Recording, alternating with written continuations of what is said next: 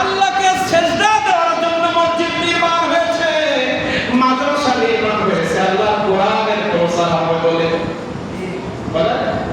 আল্লাহ প্রচার হবে। আমাদের সৃষ্টিকর্তাকে বলেন, আপনি আমি যে মানুষ, আমাদের একজন রব আছে, সে রবকে আল্লাহ। তাহলে আপনার রব আল্লাহ, মসজিদের রব আল্লাহ, মাদ্রাসার রব আল্লাহ, আমার সন্তানের মালিক আল্লাহ, আমার স্ত্রীর মালিক আল্লাহ, আমার ব্যবসা প্রতিষ্ঠানের মালিক আল্লাহ। সে আল্লাহ বলছেন, আমি তোমাদের সবার রব। আর ওমা আরসালনাকা ইল্লা রাহমাতাল লিল আলামিন। জ্ঞান বিবেক দিয়ে কথাগুলো শুনবেন। এখানে হচ্ছে আলহামদুলিল্লাহি রাব্বিল আলামিন। আলামিন মানে যা কিছু আছে সবার রব আমি। এখানে ওমা আরসালনাকা ইল্লা রাহমাতাল লিল আলামিন। এখানেও আলামিন, যেখানে আমি রব সেখানে আমার নবী রহমত। সুবহানাল্লাহ, সুবহানাল্লাহ। মসজিদ নবীর রহমত ছাড়া কায়েম হবে না। মসজিদ সৃষ্টি করেছে আমার নামে, আমি রব, কিন্তু এই মসজিদটা বরকত হবে আমার নবীর কারণে। তুমি মানুষ সৃষ্টি হয়েছে, তোমাকে আমি দুনিয়ার জমিনে সৃষ্টি করেছি, তোমার মালিক আমি আল্লাহ। তুমি পৃথিবীতে রহমত পাইবা আমার নবীর কারণে। ঠিক, তাহলে আমার নবী সর্বপ্রথম সৃষ্টি হয়েছে ওদিকে আসতে যাওয়া। গত বছর আপনাদের বিষয়ে আলোচনা করতে চলেছিলাম, আমার নবীজি প্রথম সৃষ্টি হয়েছে এই বিষয়টা কিন্তু গত মিলাদুন নবী থেকে আলোচনা করেছি, ওই বিষয়ে যাব না। আমার নবী কবে সৃষ্টি হয়েছে না আমাদের আজকের বিষয় না, আমরা সবাই জানি সবাই আগে সৃষ্টি হয়েছে। কিন্তু আমরা যেটা বোঝাতে চেয়েছি যে খুশি কেন হবে এটা বোঝানোর জন্য বলছি। প্রত্যেকটা সৃষ্টির জন্য, প্রত্যেকটা সৃষ্টির মালিক আল্লাহ, আর এই সৃষ্টিটা পৃথিবীতে বরকত পাবে নবীর কারণে। নবী নাই তো আপনার আমার কোনো বরকত নাই। কেমন দেখেন, আপনার যে নামাজের সেজদা নেই, আমরা ক্লাসের কোনো মাঝে মধ্যে আলোচনা করবো, ক্লাসে আমরা ক্লাস করতেছি শেখার জন্য। এই মসজিদে আমরা সেজদা নেই কারণ কার খুশি করার জন্য? আল্লাহকে খুশি করার জন্য। এখন বলেন, আল্লাহকে সেজদা দেওয়ার জন্য যখন আমরা মসজিদে ঢুকি, ঢোকার সময় রাসূলের দরুদ না পড়লে মসজিদে হক আদায় হবে না। পাঁচটা সুন্নাত আছে। আপনি আমি মসজিদে ঢুকবো, ডান পা আগে দেব, আল্লাহুম্মা আফতাহলি আবওয়াব রাহমাতিক বলবো, আমার নবীর উপর দুরূদ পড়বো, বিসমিল্লাহ পড়বো এবং ইতিকাফের নিয়ত করব। এই পাঁচটা সুন্নাত আদায় করে মসজিদে ঢুকতে হবে। এখন ঢোকার সময় নবীর নাম না বললে বরকত হচ্ছে না, এক। দ্বিতীয়, মসজিদে আসার পরে আপনি আমি যে নামাজ পড়বো, এই রুকুতে যে সুবহান রাব্বিয়াল আলা আর আযীম আর রব্বানা লাকাল হামদ, এটা কাজ কে শিখাইছে আপনাকে? আল্লাহ তো শুধু সেজদার কথা বলেছে, নামাজ পড়ার কথা বলেছে। আসমান থেকে ঘোষণা দিয়েছে তোমরা সেজদা করো, মসজিদে জামাতের সাথে নামাজ আদায় করো। কিন্তু রুকু সেজদার মধ্যে তাসবিহ, এটাকে আল্লাহ শিখাইছে না নবী শিখাইছে? নবীর শেখানো পদ্ধতিতে নামাজ না পড়লে নামাজ হচ্ছে। দুই সেজদার মাঝখানে আমরা যে দুরুদে মুবারাকা পড়ি সালাত ফেরানোর আগে, এই দুরুদ কার পড়ে? আল্লাহ না রাসূলের? রাসূলের দুরুদ না পড়লে নামাজ কবুল হচ্ছে না। আত্তাহিয়াতু কে দিয়েছে? আল্লাহ দিয়েছে না রাসূল মেরাজ থেকে আনছে? আত্তাহিয়াতু ওয়াজিব, না পড়লে নামাজ হবে না। তাহলে এই আত্তাহিয়াতু কে আনছে? তাহলে আত্তাহিয়াতু না পড়লে, নবী স্মরণ না করলে নামাজ হচ্ছে হচ্ছে। আপনি যাকাত দিবেন, আমার নবীর সুন্নাত তরিকায় যাকাত না দিলে যাকাত হচ্ছে না। আমার নবীর সুন্নাতটাই রহমত, আমার নবীর স্মরণটাই হচ্ছে কি? রহমত। নবীর জিকির যেখানে নাই সেখানে আল্লাহ রহমত নাই।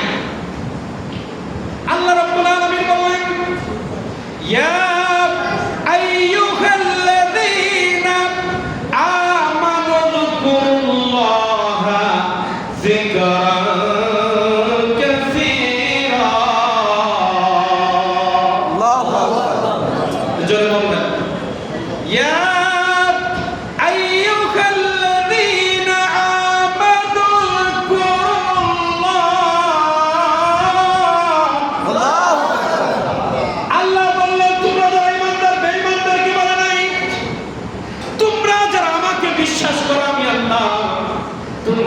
জিকির করো। কি করো? এই জিকির মানে আল্লাহ স্মরণ। আপনি চায়ের দোকানে বসে আধা ঘন্টা যদি আল্লাহ আল্লাহ জিকির করেন, নামাজের কথা বলেন, হাদিসের তেলাওয়াত করেন, আধা ঘন্টা আল্লাহ জিকির করেছেন বলে আপনার আমলনামার ভিতরে ফেরেশতা লিখে দিবে। আপনি আমি রাস্তা দিয়ে হাঁটতেছি, এই হাঁটার সময় আল্লাহ জিকির করতে করতে যদি সুবহানাল্লাহ আলহামদুলিল্লাহ বলতে থাকি, আধা ঘন্টা রাস্তা দিয়ে হাঁটবো, আধা ঘন্টা আমার আল্লাহর স্মরণ, আমি জিকির করেছি আল্লাহর জন্য জিকির করেছি, এটা আমলনামায় লেখা হবে। কোথায়? এখানে আল্লাহ তাআলা বললেন সর্ব অবস্থায় ওয়াসাব্বিহুহু বুকরাতাও ওয়া আসীলা, সূর্য ওঠা থেকে শুরু করে সূর্য ডোবা পর্যন্ত আমি আল্লাহ আমার জিকির চলবে, এটা বললেন আল্লাহ। আবার বললেন ওয়া রাফা'না লাকা যিকরাক, আমি আমার রাসূলের জিকিরকে আকাশ তৈরি করেছি। যে ব্যক্তি আমি আল্লাহর পরে আমার নবীর জিকির পৃথিবীর জমিনে বেশি বেশি করবে, আমি আল্লাহ রাব্বুল আলামিন পর্যায় করবে পৃথিবীর জমিনে তার মর্যাদা আকাশ তৈরি করে দিব। পৃথিবীর জমিনে যারা নবীর সুন্নতের বেশি আমল করেছে, এই পৃথিবীর মধ্যে তারা বেশি সম্মানিত হয়েছে। এই পৃথিবীর জমিনে আমার নবীকে আল্লাহকে মানছে কিন্তু নবীকে বেইজ্জতি করছে, পৃথিবীতে তারা বেইজ্জতি হয়েছে। যারা আল্লাহ মানার পরে আবু জেহেল বা শাইবা তারা আল্লাহকে মানতো কিন্তু আমার রাসূলকে স্মরণ না করার কারণে, আমার রাসূলকে অনুসরণ না করার কারণে তারা পৃথিবীর জমিন থেকে কাফের হয়ে দুনিয়া ত্যাগ করেছে। কিয়ামত পর্যন্ত তারা মানুষের কাছে গালির পাত্র হয়ে গেছে। সাহাবায়ে কেরাম আল্লাহকে ভালোবাসতেন, সাহাবায়ে কেরাম আল্লাহর প্রতি ঈমান ছিলেন, আল্লাহর প্রতি ঈমান আনার পরে আমার রাসূলের ইত্তেবা করার কারণে তারা জান্নাতীত হয়েছে বটে, আর দুনিয়ার জমিনে কিয়ামত পর্যন্ত তারা ভালোবাসার পাত্র হয়ে গেছে। আপনি আমি যদি আল্লাহর প্রতি ঈমান আনে, আল্লাহর প্রতি ঈমান আনার পরে আমার রাসূলের ইত্তেবা করতে পারি, আমার রাসূলকে মহব্বত করতে পারি, মৃত্যুর পরে আমি যেমন জান্নাতে যাব, কিয়ামত পর্যন্ত পর্যায় করবে পৃথিবীর মানুষ, গাছপালা, পশু পাখি এবং পৃথিবীর জনগণ আপনার আমার কিয়ামত পর্যন্ত বংশ পরম্পরা করা আমাদের জিকির পৃথিবীর জমিনে করবে। সুবহানাল্লাহ। আপনি আমি যদি এই পৃথিবীর জমিনে স্মরণীয় বরণীয় হয়ে মৃত্যুবরণ করতে চাই, আমার নবীর জিকির ছাড়া কোনো উপায় না। আল্লাহর কোরআন বলে রাফা'না লাকা যিকরাক, হে নবী আপনার স্মরণকে আমি আকাশ তৈরি করেছি। পৃথিবীর মানুষ আপনাকে দামাইতে চায়, আপনাকে দাফন করে দিতে চায়, আপনার ইজ্জত, আপনার মাকাম, আপনার সম্মানকে পৃথিবীর মানুষ কমাইতে চায়, কিন্তু আমি আল্লাহ রাব্বুল আলামিন আলাম নাশরাহ লাকা করতে আমি নাযিল করে দিলাম। পৃথিবীর মানুষ আপনার সম্মান কমাইতে চায়, যখনই আপনার সম্মান কমাইতে চেয়েছে আমি আয়াত নাযিল করে ঘোষণা দিয়েছি তোরা কমাবি আর আমি বাড়িয়ে দিলাম। আমি কি করলাম? বাড়িয়ে দিলাম। তোমরা কমাবা আর আমি আল্লাহ বলছি যারা কমাবে তারা কমাবে, দুনিয়া লাঞ্ছিত হবে, পরকালে বঞ্চিত হবে। আর দুনিয়ার জমিনে যারা বেশি সম্মান দেখাবে তারা দুনিয়ার সম্মানী হবে, পরকালে গজব পেয়ে যাবে। এখন বলেন তো ঈদে মিলাদুন নবী এটা আল্লাহ রাসূলের একটা শরৎ না? সবাই ঠান্ডা মেজাজে বুঝবেন। আমরা যে মিলাদুন নবীর সময় জুলুস আর এখানে বসে যে আলোচনা করছি এটা কি রাসূলের স্মরণ না স্মরণ না? তা রাসূলের স্মরণ করলে আল্লাহ যদি বলে আমি তোদের মর্যাদা বাড়াই দেব, তোদেরকে দুনিয়ায় ইজ্জত দিব, তাহলে আমরা রাসূলের স্মরণ করলে অসুবিধা কোথায়? এটা তো স্মরণ, রাসূলের আলোচনা হচ্ছে, রাসূলের সম্মানের রাস্তা মিছিল নেওয়া হচ্ছে, এটা তো রাসূলের ইজ্জতকে সমাজে বাড়িয়ে দেওয়া হচ্ছে। আর আল্লাহ ঘোষণা ওয়া রাফা'না লাকা যিকরাক, সমাজে আপনার ইজ্জত পৃথিবীর মানুষ যত প্রচার করবে তার ইজ্জত আমি সমাজে তত প্রচার করব, তার সম্মান আমি তত করব, দুনিয়া আখিরাত সব জায়গায়। তাহলে আমি মিলাদুন নবী কোরআন হাদিসে আছে কিনা এটা দরকার নাই, মিলাদুন নবীর মাধ্যমে আমার রাসূলের ইজ্জতকে প্রচার করা হয় না, রাসূলকে বেইজ্জতি করা হয়, প্রচার করা হয়। স্বাভাবিকভাবে একটু বুঝেছি না? আরো ঘন্টা ধরে আলোচনা শুনতে অনেক কিছু বলবো।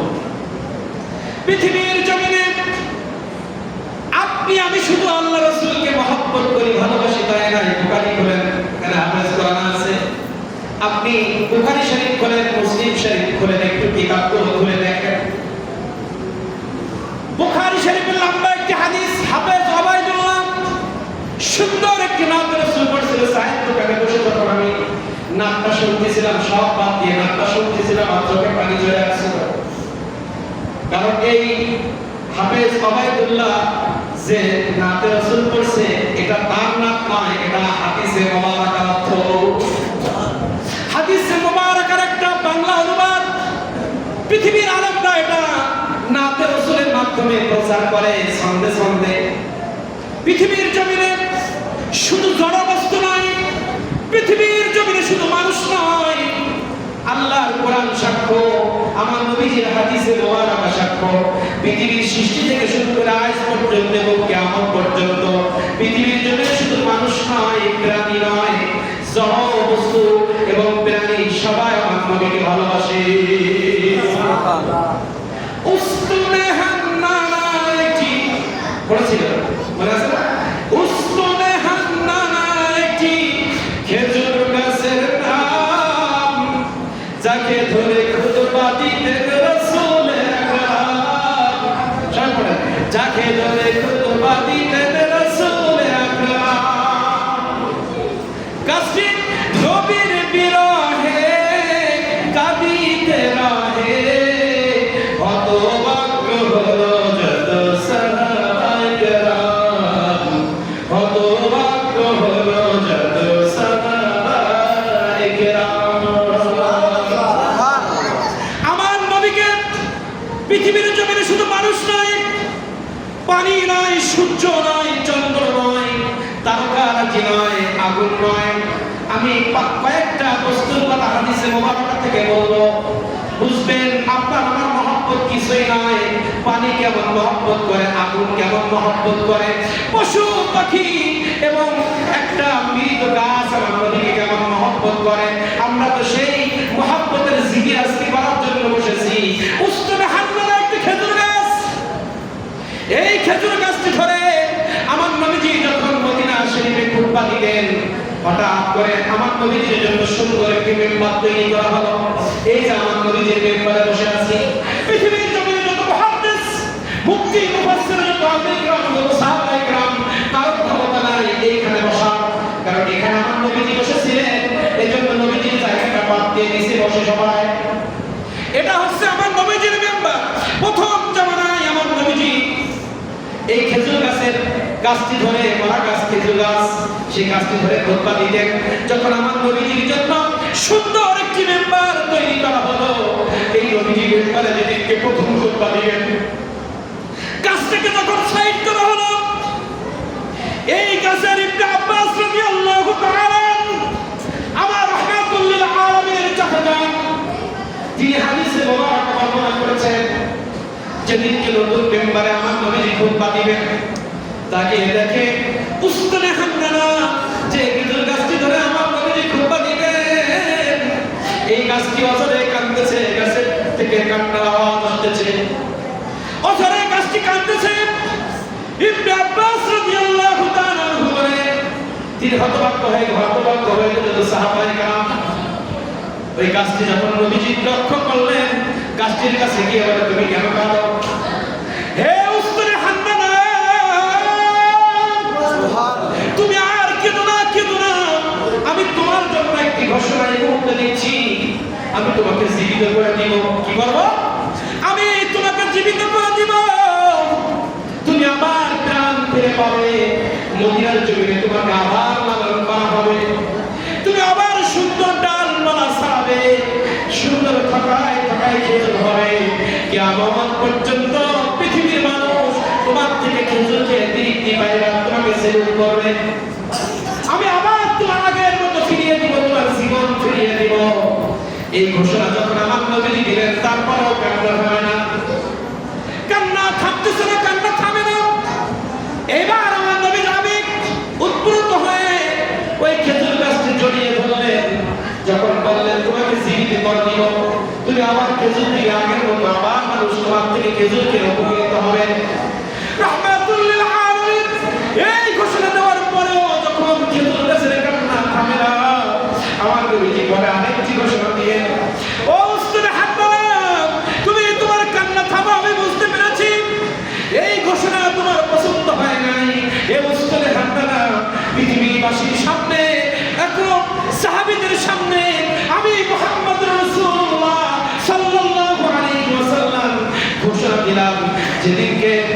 মদিনা মুনাওয়ারা থেকে কিয়ামত সংঘটিত হবে।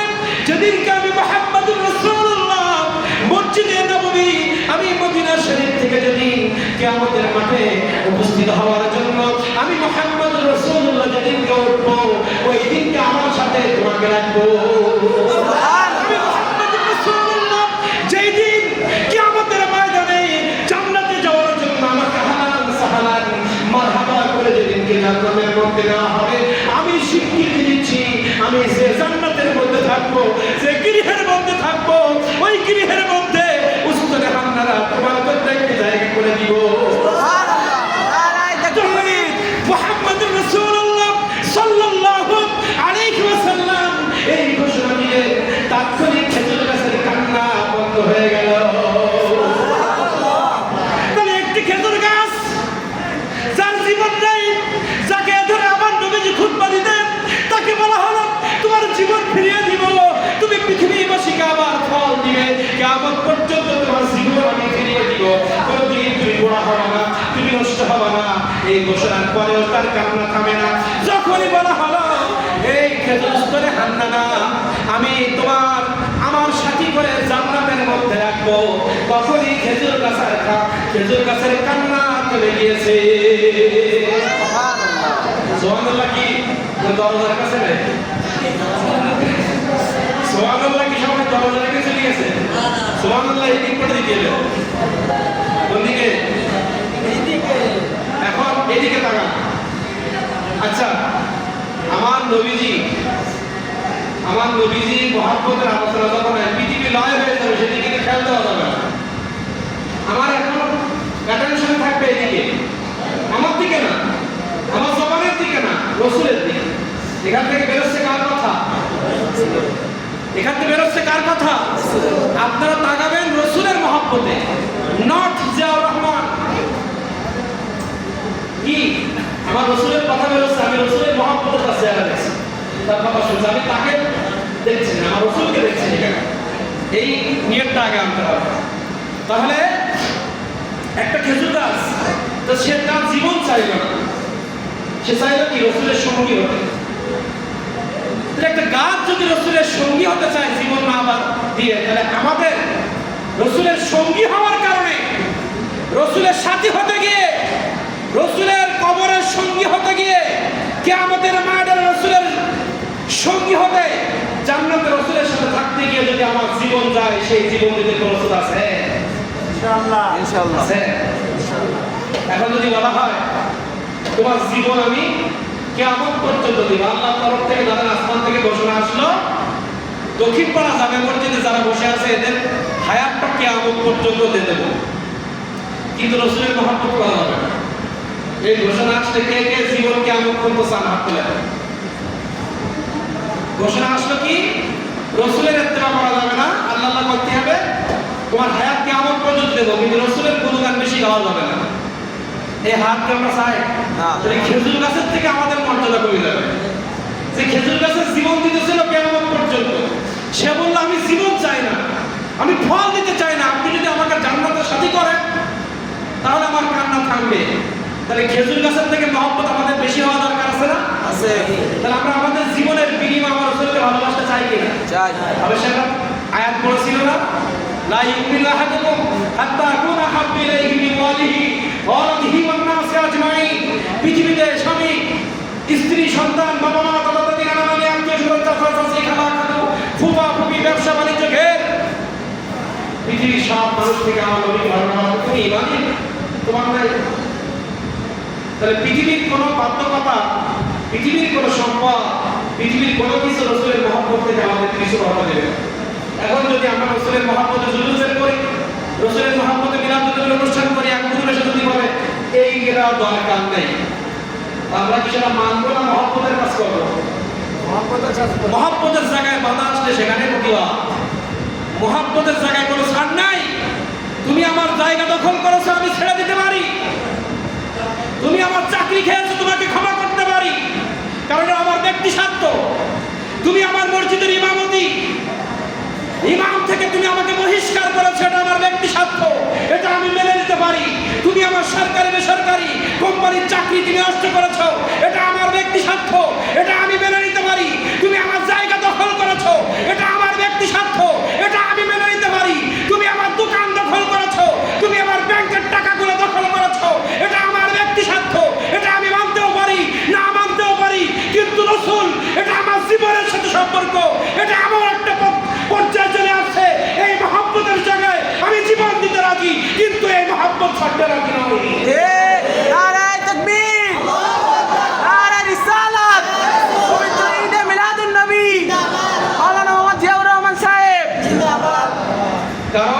এই মহাব্বত যদি আমি না করি খেজুর গাছের থেকে খারাপ হয়ে যাবে।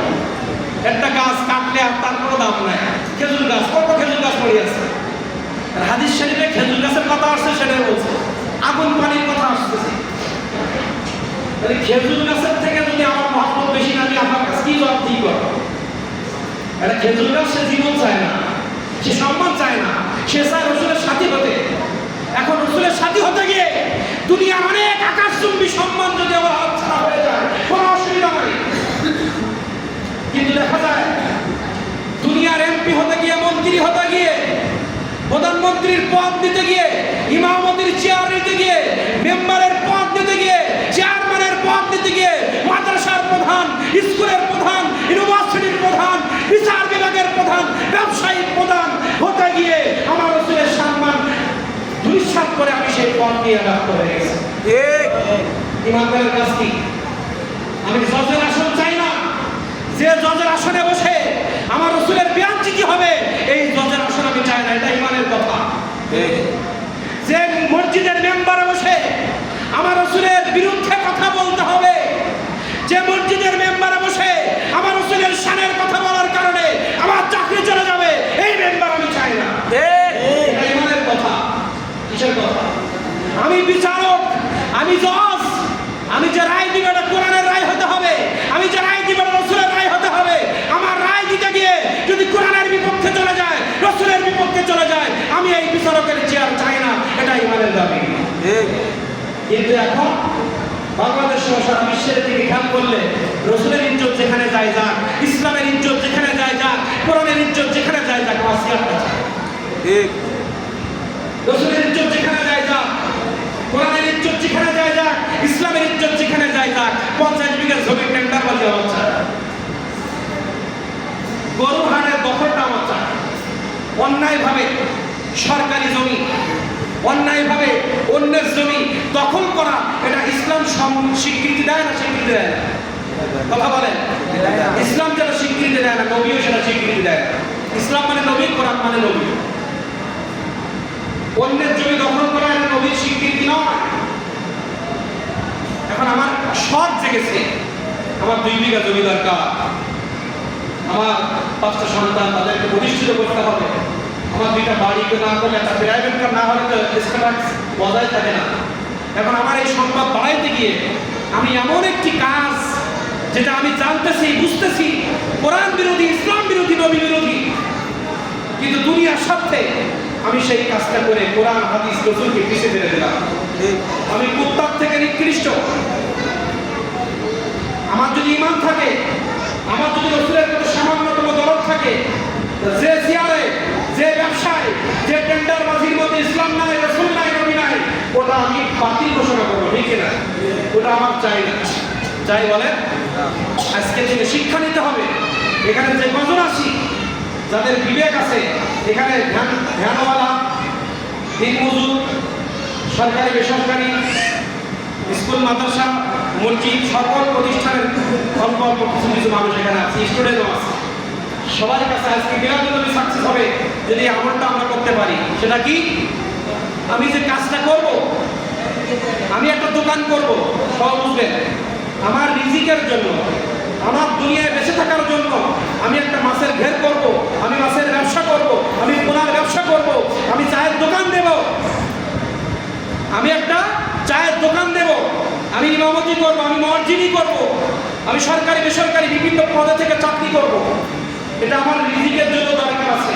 কিন্তু ওই চাকরি করার সময় আমাকে খেয়াল করতে হবে, আমার কোনো লেখনী, আমার কোনো বক্তব্য, আমার কোনো বডি ল্যাঙ্গুয়েজ, আমার কোনো দৃষ্টির, আমার কোনো চোখের ইশারা, আমার স্মৃতির মধ্যে এমন কোনো জল্পনা কল্পনা, এমন কোনো বক্তব্য, এমন কোনো চাউনি, এমন কোনো হাতের ইশারা থাকবে না, যে হাতের ইশারা, যে চাউনি, যে বক্তব্য, যে লেখনী মধ্যে ইসলামের সামান্যতম সম্মানহানি হবে, কোরআনের সামান্যতম সম্মানহানি হবে, আমার রসুলের সামান্যতম সম্মানহানি হবে।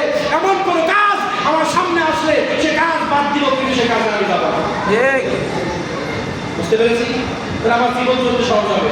একেবারে সংসার থেকে শুরু করে সংবিধান পর্যন্ত যেখানে আমাদের কাজ কাম থাকবে, ওই কাজটা করার সময় একবার হুজুরের কাছে পরামর্শ নিব, ওদের কাছে পরামর্শ নিব, যারা জানে তাদের কাছে পরামর্শ নিয়ে আমি যে কাজটা করতে এই কাজের মধ্যে কি আমার রাসূলের কোনো বিরোধী কাজ আছে? এই কাজের কি কোরআনের স্বীকৃতি আছে, ইসলামের স্বীকৃতি আছে? যদি কেউ বলে নেই, বাদ। ওই টাকা চাউল ডাউল জায়গা জমি আমার দরকার নাই। তাহলে ঈমান থাকবে, ঈমান থাকবে। আর ওইখানে যদি বলেন যা ইসলামের একটু কলঙ্ক হোক, কোরআনের একটু দাগ পড়ুক, আমার নবীজির সম্মান একটু দাগ পড়ুক, তার মাধ্যমে আমার যদি ৫ তলাটা বাড়ি হয়, 2টা গাড়ি হয়, 5 বিঘা জমি হয়, অসুবিধা কোথায়? ঈমান শেষ। এক সেন্টেন্সে ঈমান এবং বেঈমান বুঝাই দিলাম। আমি যদি প্রত্যেকটা সেকশনে যাই থাকি সময় লাগবে। আমাদের আকল আছে। আমি একটা সূক্ষ্ম কথা বলেছি, যে লেখনি, যে বক্তব্য, যে লেখনি চাকরি করতে গেলে লেখা লাগে, মেম্বার থাকলে বক্তব্য দেওয়া লাগে। ইমাম যারা তাদের বক্তব্য যদি আমার রাসূল বিরোধী যাওয়া, এই মেম্বার দরকার নাই। সভাপতি বললো আপনি এখানে ওয়াজ করেন, যেভাবে ওয়াজ করলে রাসূলের সাথে দেওয়া দিল হচ্ছে না, ও চাকরি দরকার নাই। ওই চাকরির বেতন নিয়ে আমার খেয়ে আমার লাভ নাই, আমার ইমান নেই। যে চাকরির মধ্যে আমার কোরআনের সম্মানই হবে, রাসূলের সম্মানই হবে, ওই চাকরি আমার দরকার নাই। কারণ ওই বাজার খাইলে তো আমার ইমান থাকতেছে না, ওই টাকায় স্পর্শ করে আমার ইমান থাকতেছে না। প্রত্যেক সেকশনে এভাবে করে আমার জীবন সাজাইলে মৃত্যুর সাথে সাথে জান্নাতে যাওয়ার জন্য বেশি টেনশন করা লাগবে না। সারা জীবন কোরআন হাদিস রাসূলের বিরুদ্ধে চলবো, আর মৃত্যুর পরে সবরসানি করে মিলাদকে গরু জবাই করে জান্নাত কত সহজ না। দিল অবশ্য একটা মাঝে আসলে বলছিলেন, অনেক কিছু অনুষ্ঠান করে যে তুমি জান্নাতে যাওয়া, এটা কিন্তু সিকিউরিটি নাই। তোমার জীবনটাকে তুমি সাজাও, তোমার জীবনটাকে কোরআনের পথে সাজাও, তোমার জীবনটাকে ইসলামের পথে সাজাও। আসেন এবার আমরা আয়াতের আলোচনা করতে যাই। তাহলে ইসলাম, কোরআন, নবী সব আমরা বুঝবো। 3টা সেন্টেন্স বলেছি, ইসলাম, কোরআন এবং আমার নবী, এই 3টা বিষয়ে এই আয়াতের মধ্যে বলা হয়েছে। ওই আয়াতের কথা বলে আমি আলোচনা শেষ করব। কোন কথা? আমি যে আয়াত পড়েছি, আয়াতের মধ্যে ইসলাম আছে, এই আয়াতের মধ্যে কোরআন আছে, এই আয়াতের মধ্যে আমার নবী আছে। তাহলে এই 3টা বিষয় যদি আমরা ঝালাই করে বাড়ি যেতে পারি, এটাই আমার নাজারাতুর রাসূল হয়ে যেতে পারে। ঠিক কিনা? ঠিক। তাহলে খেজুর গাছ উস্তরে হান্নানা সে কেমন মহব্বত করলো? আমরা তো পড়েছি, শুনেছি, দেখি নাই। আমি যারা মদিনায় গিয়েছি দেখবেন সাহাবীদের কবরে, সাহাবীদের যেখানে মাজার, সেখানে সাইনবোর্ড দেওয়া আছে, এখানে অমুক সাহাবী শুয়ে আছে। এই খেজুর গাছের মহব্বত এমন পর্যায়ে চলে গিয়েছে যে মহব্বতের কারণে উস্তরে হান্নানা বলে একটা কবরস্থান আছে, সেখানে খেজুর গাছটাকে দাফন করা আছে। আমার নবীজি যেদিন কিয়ামতের ময়দানে আমার নবীজির মাজার মোবারক থেকে দাঁড়াবে, একই টাইমে উস্তরে হান্নানা আমার নবীর পাশে দাঁড়াইবে। এই উস্তরে হান্নানা তাহলে জড়বস্তু যার বিরাট নাই, সেও নবীকে ভালোবাসে, হাদিসের থেকে আমরা জানলাম। এবার আসেন মা আমিনা রাদিয়াল্লাহু তাআলা, তিনি বর্ণনা করতেছেন আমার নবীজি রাহমাতুল লিল আলামিন যেদিন আমার গর্ভের মধ্যে আগমন করেছে, আব্দুল মুত্তালিব আব্দুল্লাহর কবরের মধ্যে যেদিনকে আমার মা আমিনা নূর মোবারক দেখলেন, রাতের অন্ধকার, ঘরের মধ্যে কোনো আলো নাই, অন্ধকারের মধ্যে মা আমিনা বসে আছেন। এমন সময় আব্দুল্লাহ ঘরের মধ্যে যখন প্রবেশ করলেন, হঠাৎ করে ঘর আলোকিত হয়ে গেল।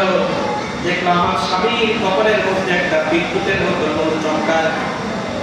দেখবেন আমরা যারা স্বামী আছি, একটু সেন আতর ব্যবহার করে সেলুনের দোকান থেকে সেফে সুন্দর করে সাজুগুজু করে কট্টাই করে বাড়ির মধ্যে বউ কিনতে একটু আবেগবোধ হয়। সুযোগ একটা পাইছি, এই সুযোগ একটু ঘরের সাথে মহব্বত করি। বাড়ি এসে যখন স্ত্রী সুন্দরভাবে সেজে গুজে বসে থাকে, আমাদের মনে কিন্তু একটু ভালো লাগে। এই সুযোগ হাতছাড়া করা যাবে না, এই সুযোগ হাতছাড়া করা যাবে না। যখন আব্দুল্লাহর কবরে নূর চমকালো, মা আমিনা বলল, এত সুন্দর চেহারা কোনোদিন আমি আমার স্বামীকে দেখি নাই। এই সুযোগে একটু মহব্বত করতে হবে না, হাতছাড়া করা যাবে না। মা আমিনা যখনই দেখলো আব্দুল্লাহর কবরের মধ্যে নূর চমকাছে, যেটা ঘর আলোকিত করলো, মুহূর্তের মধ্যে আব্দুল্লাহ রাদিয়াল্লাহু তাআলা আনহুকে ধরে কবরের মধ্যে একটা চুমা দিয়ে দিলেন। সঙ্গে সঙ্গে ওই নূরটা মায়ের আমিনার রেহেমের মধ্যে ঢুকে গেল।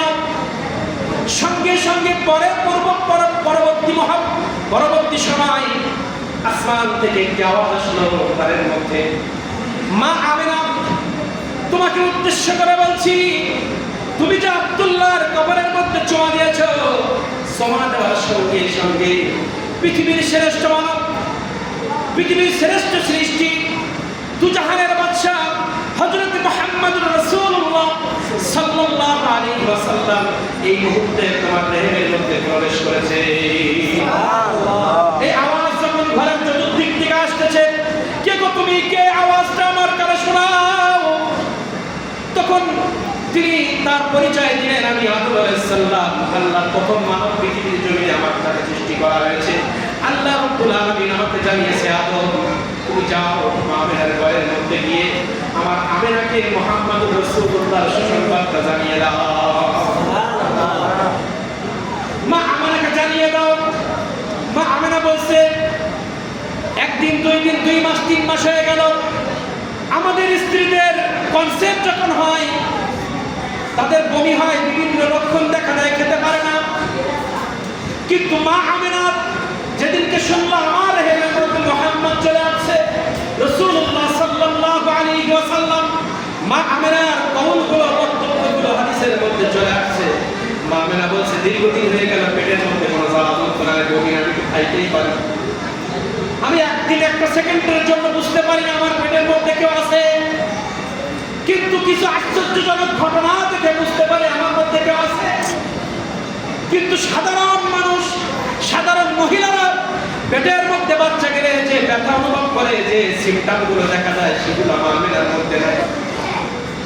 বলে আমি কোনো কিছু বুঝতে পারি, 3 মাস 4 মাস হয়ে গেল, কিছুই বোঝা যায় না। হঠাৎ করে মা আমিনার মন খারাপ, শুনতেছি দুজাহানের বাচ্চা আমার পেটে, কিছুই তো বুঝে না।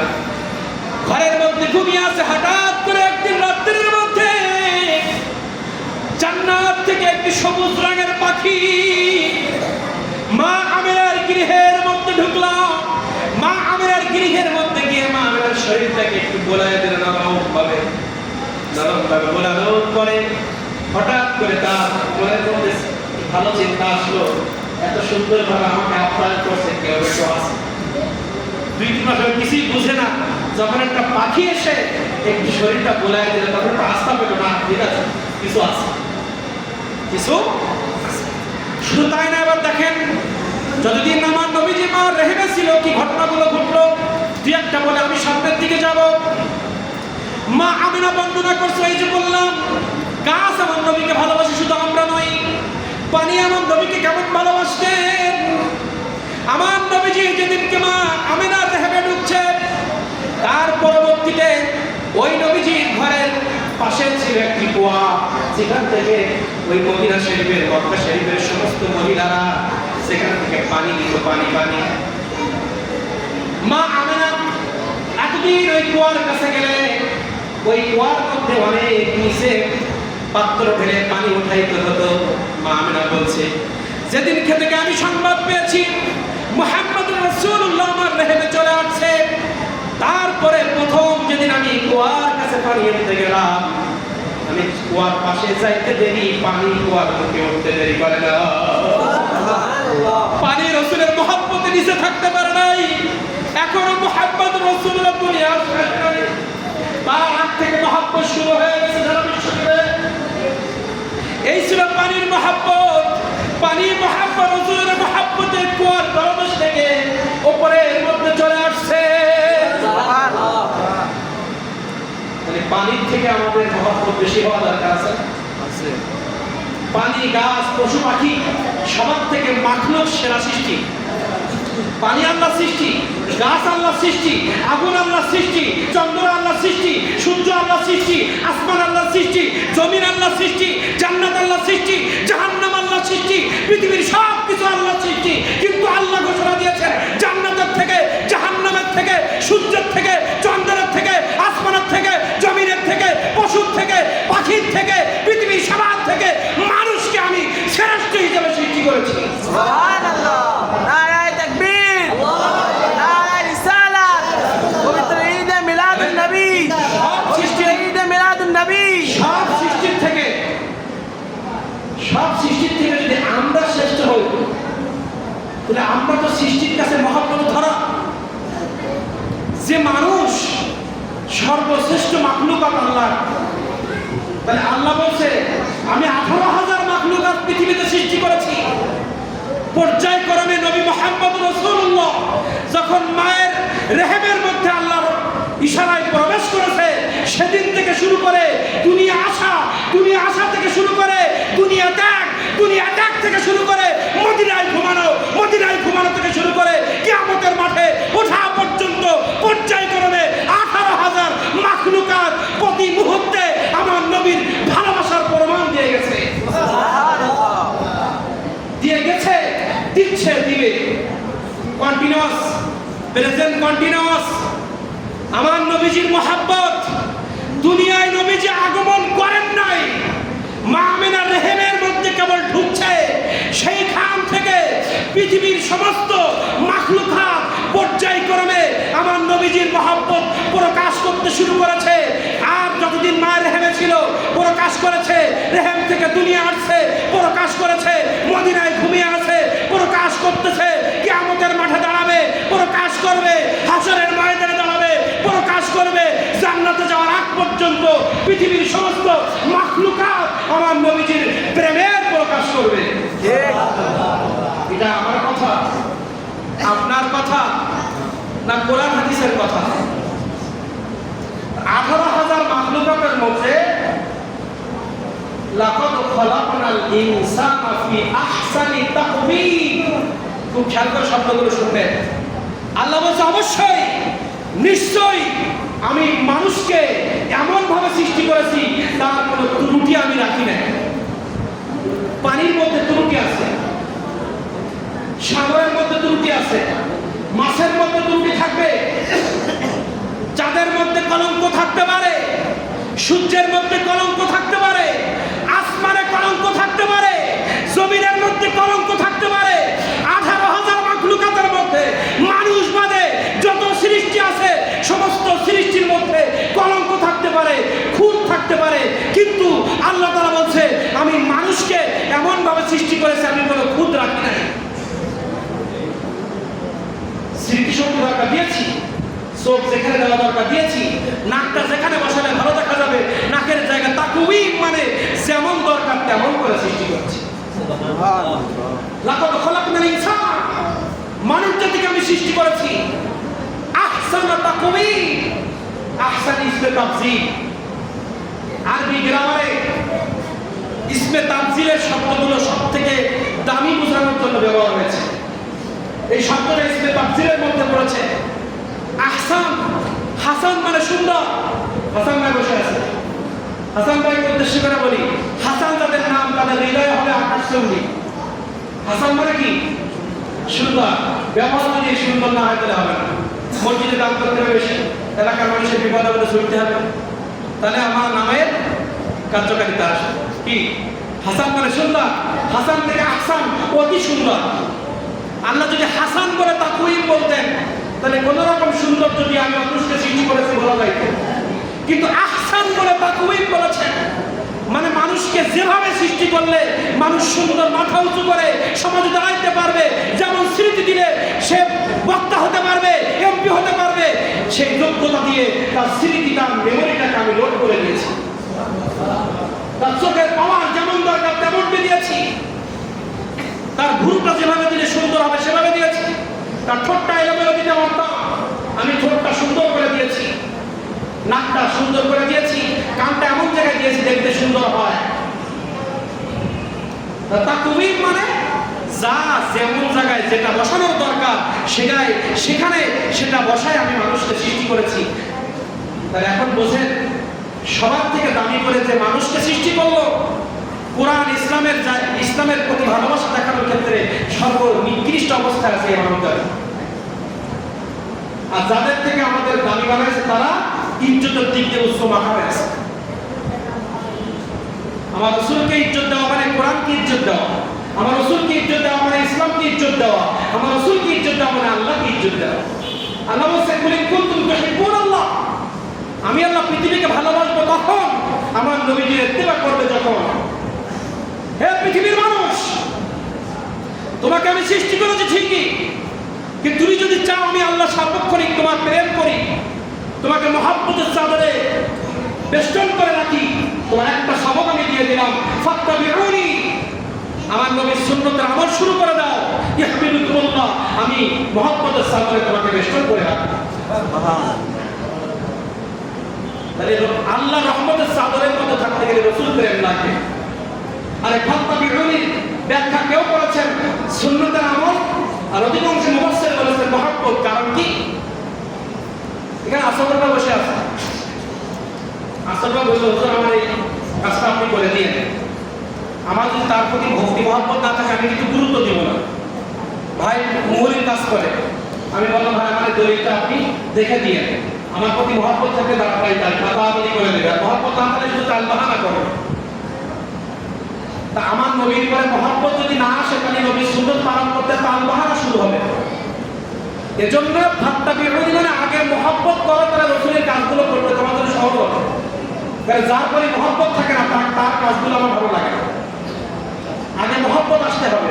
স্ত্রীর প্রতি ভালোবাসা আসলে স্ত্রীর গহনা কিনে দেওয়া, আলতাসনও কিনে দেওয়া, অসুখ হলে ডাক্তারের কাছে নিয়ে যেতে আমাকে কেউ কি করা লাগবে না, তেল মাখানো লাগবে না। মহব্বত যদি না থাকে তাহলে বারবার তেল মাখানোর পরে কিন্তু তার জিনিসপত্র কিনে দেওয়া যায়। স্ত্রীর প্রতি আগে মহব্বতটা জরুরি। আমার মায়ের প্রতি যদি আমার ভালোবাসা থাকে, মার কখন কি লাগবে এটা কিনে দেওয়ার জন্য বউকে বলা লাগবে না, প্রতিবেশীকে বলা লাগবে না, আমার শেষ আমাকে বলে দিবে আমার মাকে এখন এটা দরকার। এজন্য অনুসরণের জন্য মহব্বতের প্রয়োজন আগে, ভালোবাসার প্রয়োজন আগে, ঠিক কিনা? তার রাসূলের মহব্বত আমাদের দরকার। সেই মহব্বত যাতে মজবুত হয় এই উদ্দেশ্যে এই এলাকার সরলমনা মানুষগুলো এই মিলাদুল অনুষ্ঠান করেছে। আপনারা কত বড় অনুষ্ঠান সাজাইছেন নিজেও জানেন না। যে জানতেন তাহলে মসজিদ ভরে যেত, জানতেন তাহলে 3 ডেক না 10 ডেক রান্না হতো। কিন্তু আপনার দায় আলোচন আসছে কিসের মহব্বত? এটা পানি নিচের থেকে উপরে উঠে যায়, একটা গাছ রাসূলের প্রেমে কাঁদে। আরব প্রান্তে যে আগুন পৃথিবীর কোনো গাছের নিভাইতে পারে নাই, হাদিস শরীফ সাক্ষ্য। শত শত বছর ধরে যে অগ্নি, যে আগুনকে পৃথিবীর কোন নেতা, কোন নেত্রী, কোন প্রধানমন্ত্রী যে আগুনকে নিভাইতে পারে নাই, হাদিস শরীফ সাক্ষ্য। 570 খ্রিস্টাব্দে মা আমেনা ঘোষণা করেছেন যেদিনকে মুহাম্মদ রাসূলুল্লাহ মক্কার জমিনে তশরীফ এনেছে, সঙ্গে সঙ্গে অগ্নি পৃথিবীর জমিতে বিলুপ্ত হয়ে গিয়েছে। সুবহানাল্লাহ। আগুন, জ্বলন্ত আগুন বিলীন হয়ে গিয়েছে নবীর আগমনে। আর সেই নবীর প্রেম দেখানোর জন্য এই যে মিলাদুল অনুষ্ঠান করেছে, 10 টাকা 20 টাকা দিতে গেলে আমাদের এত জ্বালা। আমার তো এই জায়গায় মহব্বত ধরা খেয়ে গেছে। রাসূলের প্রেমের আলোচনা হবে, আমরা রাসূলকে দেখি নাই। আল্লাহ তাআলা বলেন আমার রাসূলকে যদি ইজ্জত দিও আমি তোমার ইজ্জত বাড়াবো। গাছপালা, পশু পাখি, পানি, আগুন সবাই আমার রাসূলের প্রেমে আগে আসছে। আর আজকে রাসূলের প্রেমের মজলিস সাজানোর জন্য লোক নাই, টাকা নাই, খাওয়ার পাল বাহানা চলছে। রাসূলের প্রেমের অনুষ্ঠান আজকে যদি আমরা পৃথিবীর সৃষ্টির মহব্বতটা আমাদের স্মৃতিতে থাকতো, এরকম আমাদের অনুষ্ঠান অন্তত 10 জন রান্না হতো, গেট হতো, লাইটিং হতো। মজুরির টাকা দেওয়ার সময় কুচকুচ করছে কি কিন্তু আসলে মহব্বত তো নাই আমাদের। এই মহব্বত দোকান লোড করে নেন, আগামী থেকে মিলাদুল নবী অনুষ্ঠান হবে। কারণ কি অনেকে বলে কি যে মিলাদুল নবী তো জন্ম, সিরাতটাই মেন। হ্যাঁ ঠিক আছে, সিরাতটা 63 বছর জীবন খেয়াল করবেন। 63 মধ্যে 40 বছর মক্কায় ছিলেন, যখন কোরআন মাজিদ নাযিল হয় না, নবুয়ত পান নাই, তখন রাসূলের কোনো জবরদস্তি ছিল না, এটা করতে হবে, এটা করতে হবে। 23 বছর জীবনটাই হচ্ছে সিরাত। কয় বছর? তা আপনি মিলাদ না করলে সিরাত পাবেন কোথায়? যে মহব্বত না আসলে সিরাত মানবেন কিভাবে? সিরাত তো টোটাল জিন্দেগি, কিন্তু রাসূলের মিলাদ না হলে তো সিরাত হতো না। মিলাদের মাধ্যমে মহব্বত নিয়ে আসেন, সিরাত অটোমেটিক আপনি পালন করতে পারবেন। আর মহব্বত ডাউনলোড না করলে সিরাতের কাজ ভালো লাগবে। সিরাত মানে কি? নামাজ, রোজা, হজ, যাকাত, পিতামাতার খেদমত, বিবাহ শাদী, চাকরি বাকরি, ব্যবসা বাণিজ্য, সন্তান লালন পালন করা, প্রতিবেশীর হক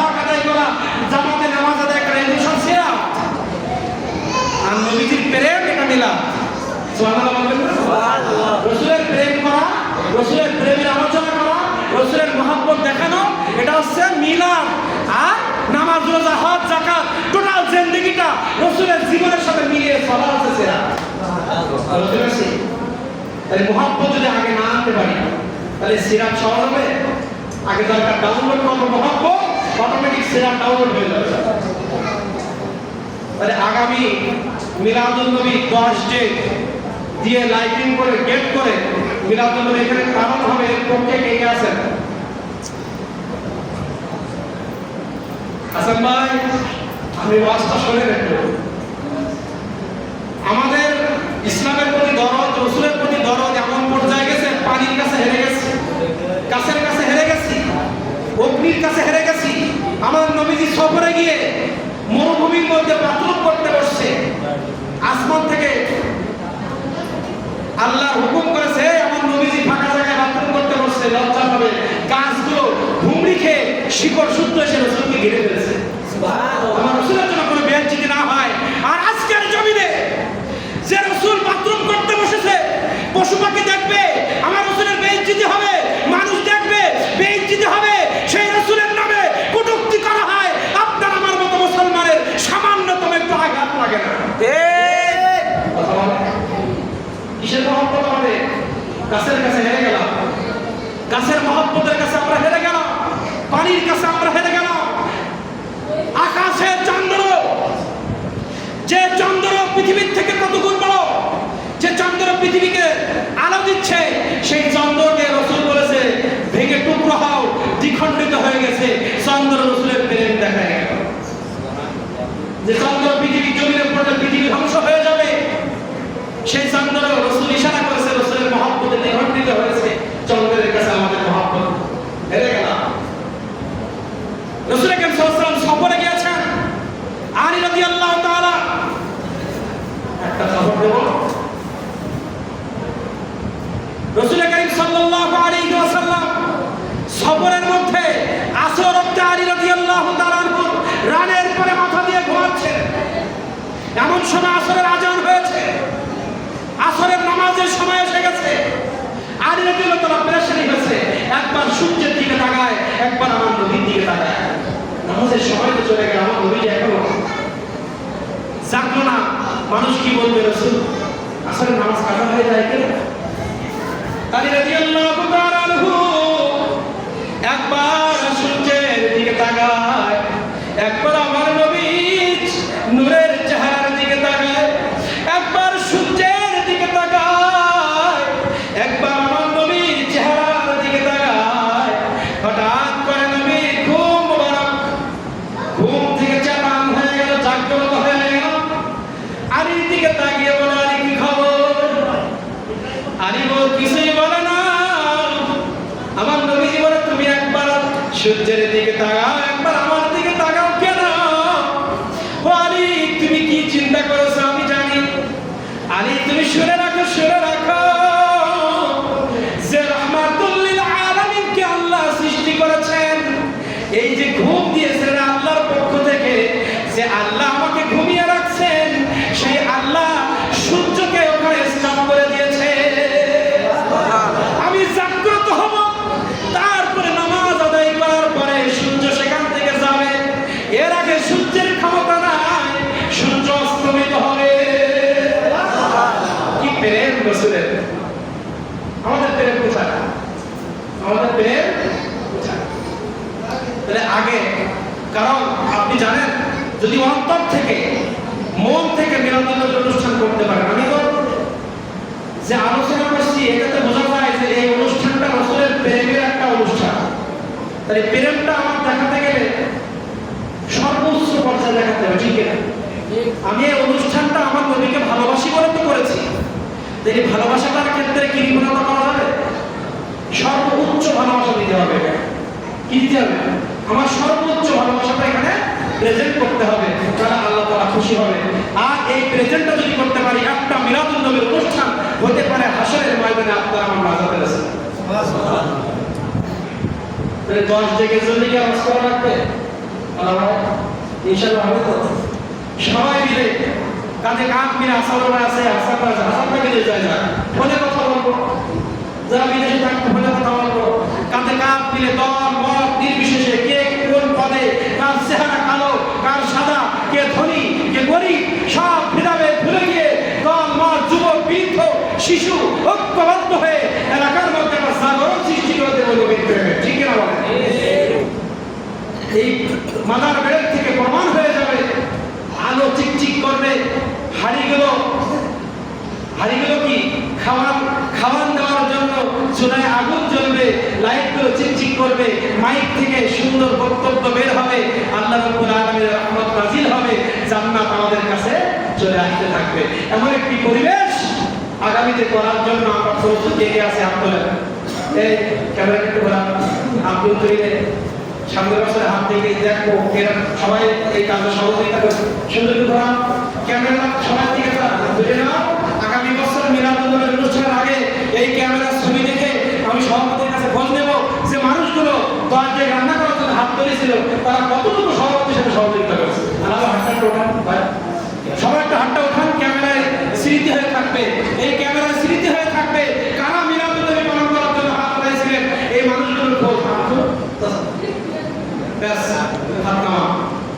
তাহলে আগামী বছর মিলাদুন্নবীর এক মাস আগে এই ক্যামেরা নিয়ে আমরা সমাবেশ করবো, বসে এই মানুষগুলোর সাথে মিটিং করবো, মিটিং করে সবাই মিলে এলাকার থেকে কানেকশন করে জাঁকজমকভাবে অনুষ্ঠান করবো। ঠিক ভাই স্যার, আমার ঘেট ডুবে গেছে, আমার ব্যবসা ধ্বংস হয়ে গেছে, এজন্য আমার মন খারাপ, আমার ব্যবসায় এখন লাভ নেই, এজন্য মন খারাপ, আমার ডায়াবেটিস বলে মন খারাপ। ভাই স্যার, একটু যদি মরে যায় মন খারাপ করা যায় না বলেন? আমার অনেক টাকা আছে বা নেই, আমার ব্যবসা ভালো যাচ্ছে বা যাচ্ছে না, আমার ঘের ডুবে গেছে বা যায় নাই, যে অবস্থায় থাকি না কেন মৃত্যু তো সবাইকে আলিঙ্গন করবে না? তাহলে যখন মৃত্যুবরণ করবো আমার কিন্তু আফসোস হবে না? হায় হায়, মিলাদুল অনুষ্ঠানে 10 টাকা কেন দিলাম, এই আফসোস হবে। সূরা মুনাফিকুন ইয়া ওয়া আনফিকু মিম্মা রাযাকনাকুম মিন ক্বাবলি আন ইয়াতিয়াকুমুল হক। যখন মৃত্যু আমাদের কাছে এসে যাবে তখন এই স্মৃতিগুলো আমার সামনে আসবে। যখন আজরাইল এসে আমাকে রূহটা দেওয়ার জন্য বারবার হাসসানি দিবে, আমি বিছানায় পড়ে যাব, আমার মৃত্যু যখন আসবে, আর রাসূলের কাছে হাদিস শরীফ সাক্ষ্য, আমার দুনিয়া 50 বছর পরে যদি আমার আজরাইল আসে, 20 বছর পরে আসুক, 70 বছর পরে আসুক, আজরাইল যখন আসবে 50-70 বছরের প্রত্যেকটা মুহূর্ত আমার চোখের সামনে আল্লাহ তাআলা হাজির করে দিবে। এই 70 বছর জীবনের মধ্যে থাকবে আমার চাকরির চেয়ার, থাকবে আমার ঘেরের সেই কোনা ছাড়া দৃশ্য, থাকবে সেই ঘেরের বাগদা মাছ কাটায় বিক্রি করা সেই দৃশ্য, সেখানে থাকবে মিলাদুন্নবীর চাঁদা দেওয়ার সময় সেই দৃশ্য, মৃত্যুর সময় আমার চোখের সামনে থাকবে, আমি ওয়াজ মাহফিলে কয় টাকা দিয়েছিলাম সেই দৃশ্য আমার চোখের সামনে থাকবে, মিলাদুন্নবীর মাহফিলে আমি বসেছিলাম সেই দৃশ্য, সে সময় আমি কাঁদছিলাম না হাসছিলাম, মিলাদুন্নবীর মাহফিলে বসে আমি কাঁদতেছিলাম না হাসতেছিলাম, আমার অনুভূতিটা কেমন ছিল, মৃত্যুর সময় আমার চোখের সামনে সব স্মৃতিগুলো ভাবতে থাকবে, তখন শুধু আফসোস করতে থাকবে, আল্লাহ তুমি আমাকে আর একটা বছর বাঁচার সুযোগ দাও, তুমি কি আমার আর একটা ঘন্টা সুযোগ দাও, একটা ঘন্টার ভিতরে যত সেকেন্ড আছে, যত মিনিট আছে, যত সময় আছে, প্রত্যেকটা সময় আমি হিসাব করে চলবো। এই 1 ঘন্টা সময়ের মধ্যে আমি যখন মিলাদুন্নবীর টাকা দিব, 10 টাকা না 1000 দিব, আমি ওয়াজ মাহফিলে যখন বসবো 1 ঘন্টা সময় শুধু কাঁদতে থাকবো, আমি যেটুকু সময় ওয়াজ মাহফিলে টাকা দিব 10 না 100 দিব, আমি 2 হাড়ি বিরুর পক্ষে না, আমি 10 হাড়ির পক্ষে থাকবো। আল্লাহ একটু সময় দাও, কিন্তু আল্লাহ বলবে আমার সময়। মৃত্যুর সময় আপনার আমার সামনে 50-70 বছর স্মৃতিগুলো ভাসতে থাকবে। এক নজর আমরা যখন শিরোনাম দেখি আজকে মানিককে মুক্তি দেওয়া হয়েছে কিন্তু আরেক মামলায় জেলে দেওয়া হয়েছে, ওই স্মৃতি দেখি না মানিকের যে মানুষগুলোকে এখন অ্যারেস্ট করতেছে তাদের 15-16 বছরের কুকীর্তি প্রত্যেকদিন নতুন নতুন আপডেট আমরা জানতেছি না। মৃত্যুর সময় আমাদের সামনে আমাদের স্মৃতিগুলো যে ভাসবে, এটা এই বিচার এই নিউজগুলো থেকে একটু বিবেচনা করে। এই নিউজগুলো করছে কে? এই নিউজগুলো সাংবাদিকরা করছে, আমরা টিভিতে দেখতেছি, ইউটিউবে দেখতেছি যে অমুক নেতা, অমুক এমপি, অমুক মন্ত্রী 15 বছর ধরে এই কাজ করেছে। এতগুলো গুলি অর্ডার দিছে, নিজে এতগুলো খুন করেছে, নিজে এতগুলো ফাইল সই করে বিদেশে 1 লাখ টাকা কোটি 1 লক্ষ কোটি টাকা কামাইছে। প্রতিদিন শিরোনাম আসতেছে না? 15 বছরের বারোটা আসতেছে কিনা? মুরব্বীরা বলেন, কথা বলেন, আসতেছে তো? তাহলে পৃথিবীর মানুষের স্মৃতি দিয়ে ভিডিও করে যদি ওখানে হেডলাইনে 15 বছরের কুকীর্তি দেখাতে পারে, মৃত্যুর সময় আপনার আমার 50 বছরের ভিডিও ক্লিপ শিরোনাম আপনার আমার চোখের সামনে আমরা দেখাইতে পারে না? এখন যেমন কারণ নাম বলবো না, বিভিন্ন দলের মানুষ এখানে থাকতে পারে, আমি নাম বিহীন বলছি। 15 বছর ধরে যারা নির্যাতন জুলুম করেছে তাদের স্মৃতিগুলো যেমন আজকে পেপারের হেডলাইনে আসতেছে, পেপারের হেডলাইনে আসতেছে, সংবাদ খবরের হেডলাইনে আসতেছে। আর এই স্মৃতিগুলো যখন জেলখানা থেকে এবং বিদেশে যেখানে পালিয়ে রয়েছে সেখান থেকে তারাও কিন্তু টিভিতে দেখতেছে, ওই হাজতের মধ্যে তারাও হেডলাইন দেখতেছে আর আফসোস করতেছে, যদি 15 বছরে এই কাজগুলো না করতাম আজকে আমার এই পরিণতি হতো না। খুব খেয়াল করে, কারণ আমরা আলোচনা করি গবেষণামূলক কোরআন হাদিস নিয়ে, যারা মাস্টার্স করেছে তাদের আলোচনা আর সাধারণ আলোচনা মিলবে না। গবেষণামূলক আলোচনা একরকম আর স্বাভাবিক আলোচনা একরকম। আমি যে কথাগুলো বলছি আপনার আমার লেখাপড়া না থাকলেও যদি মেধা শক্তি ভালো থাকে আপনি বুঝতে পারবেন। আজকে 15 বছর ধরে যারা দুর্নীতি করেছে তারা জেলের ভিতরে থাকুক আর বাংলাদেশের যে কোনো ফ্ল্যাটের মধ্যে থাকুক, আমেরিকা, অস্ট্রেলিয়া, কানাডা, লন্ডন, যেখানেই তারা পালিয়ে থাকুক না কেন, তাদের 15 বছরের এই দুর্নীতির খবরগুলো তারা সবাই কিন্তু দেখতেছে আর আফসোস করতেছে, আজকে যদি এই অন্যায় কাজ না করতাম স্ত্রী সন্তান আমার ঘর ফেলে রেখে বিদেশের জমিনে থাকা লাগতো না। আজকে 15 বছর যদি আমি নির্যাতন না করতাম তাহলে জেলের মধ্যে এত নির্যাতন আমার সহ্য করা লাগতো না। এই কথা ভাবতেছে আর জেলের মধ্যে বসে আফসোস করতেছে না? কিন্তু কোন আফসোস তাদেরকে মুক্তি দিতে পারছে? কোন আফসোস বিদেশ থেকে আসতে পারতেছে? কোন আফসোসের কারণে লন্ডন থেকে ফিরে আসতে পারতেছে? যখনই ফিরবে জুতা রেডি আছে কিনা, মা রেডি আছে কিনা, যখনই জমিনের মধ্যে কদম রাখবে তখনই মা আছে কিনা, এই ভয় আসতেছে না? ঠিক আমরা যখন মৃত্যুবরণ করব বিছানার মধ্যে শোয়া থাকবো, জানটা যখন বেরিয়ে যাবে অল্প সময়ের মধ্যে 20 বছর, 30 বছর, 50 বছরের প্রত্যেকটা খারাপ মুহূর্তগুলো আমার চোখের সামনে দিয়ে যখন যাবে শুধু আফসোস হবে, আল্লাহ কেন এগুলো করলাম? যদি এগুলো না করতাম তাহলে আর এই আফসোসটা কেন করবো? যারা জেলে আছে, খুব গবেষণামূলক কথা, কিন্তু যারা জেলে আছে তারা হেডলাইনটা দেখে আফসোস করতেছে কেন জানেন? বারবার তাদের কাছে সংবাদ আসতেছে তোমার ফাঁসি হবে, তোমার আজীবন জেল হবে, আর তোমার 10 বছর জেল হবে, এরকম সংবাদ আসতেছে না? এজন্য তাদের মন খারাপ। আর যখন মৃত্যুর সময় আমাদের চোখের সামনে আমাদের আমল, জীবনের আমলগুলো আসবে, ওখানে লেখা হবে এই আমলের কারণে একটু পরে তোমাকে জাহান্নামে দেওয়া হবে আর জাহান্নামের শাস্তি হবে। আর ওদেরকে বলা হচ্ছে তোমার ফাঁসি দেওয়া হবে, ফাঁসির মঞ্চে কালো কাপড় বেঁধে দড়ির মধ্যে দেওয়া হবে। সেই দৃশ্যগুলো সে ভাবতেছে আর ভাবতেছে। আর মৃত্যুর সময় আমাকে যখন আমার খারাপ দৃশ্যগুলো, জীবনের অন্যায়গুলো যখন আমার সামনে আল্লাহ তাআলা ভিডিও ক্লিপের মতো দেখাবে, তখন জাহান্নামের মধ্যে আমার যে শাস্তিগুলো হবে সেই শাস্তিগুলো এখানে হেডলাইন দেওয়া হবে। আর আমরা আফসোস করতে থাকবো কেন এই কাজ করতে গেলাম। এজন্য আগের থেকে বলি, প্রত্যেক অন্যায় কাজ ছেড়ে দিল, প্রত্যেক ভালো কাজগুলো করার মতো করবো, ঠিক আছে না? রাহমাতে আলাম নূরে মুজাসসাম সাহাবীরা আদর বানায় ওই নবীজির ঘর। সবাই সাহাবীরা আদর বানায় ওই নবীজির ঘর। এই ক্যামেরা ঘোরাবা, সবাই বলেন ইয়া রাসূল, ঘুমাচ্ছে বুঝতে পেরেছি, ইয়া রাসূলুল্লাহ, ইয়া হাবিব। আর রাসূলকে কি করছি? সম্মান দেখাচ্ছে এখান থেকে। রাসূল মদিনা থেকে দেখতেছে আল্লাহর ক্যামেরায় উঠতেছে, শুধু আমাদের ক্যামেরা নয়, আসমানের ক্যামেরায় এই দৃশ্য উঠতেছে। আমি কসম করে বলি, আল্লাহ তাআলা আপনাকে আমাকে যদি নাজাত দেওয়ার চিন্তা করে, এই দক্ষিণ পাড়া আজকে মিলাদ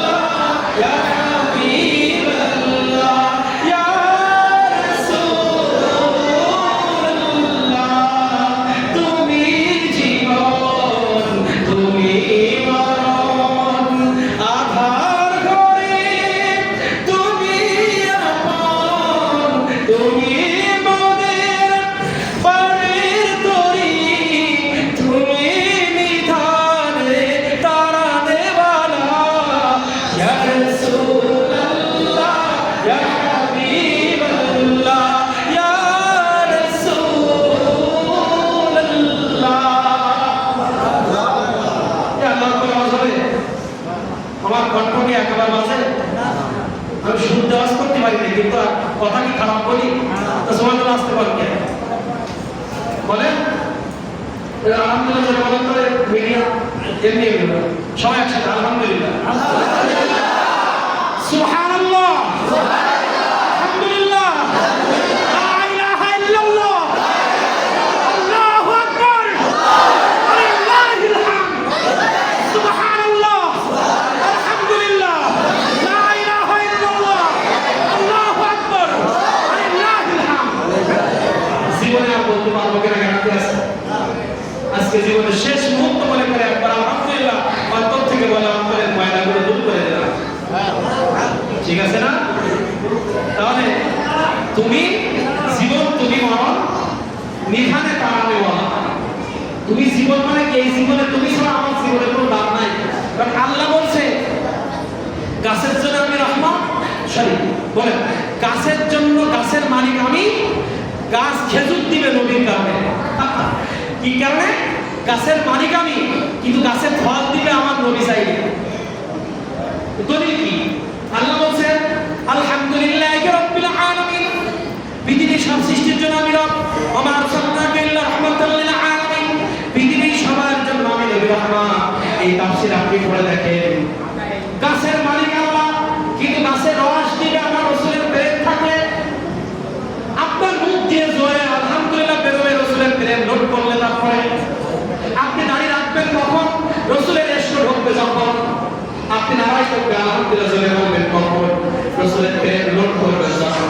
তার মানে আপনার মুখ দিয়ে সুন্দর কথা বেরোবে যখন, রাসূলের মহব্বত লোড হবে যখন।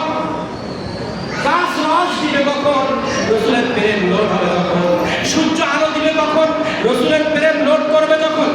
চন্দ্র আলো দিবে কখন? রাসূলের প্রেম লোড করবে যখন। ঘেরে মাছ সুন্দর হবে কখন? রাসূলের প্রেম যখন ঘেরে রঙিন হবে তখন। প্রত্যেকটা জিনিস তার জীবন ফিরে পাবে, তার অস্তিত্ব ফিরে পাবে, তার সৌন্দর্য ফিরে পাবে রাসূলের মহব্বতের কারণে। একটু মানসিক দলিল দিই।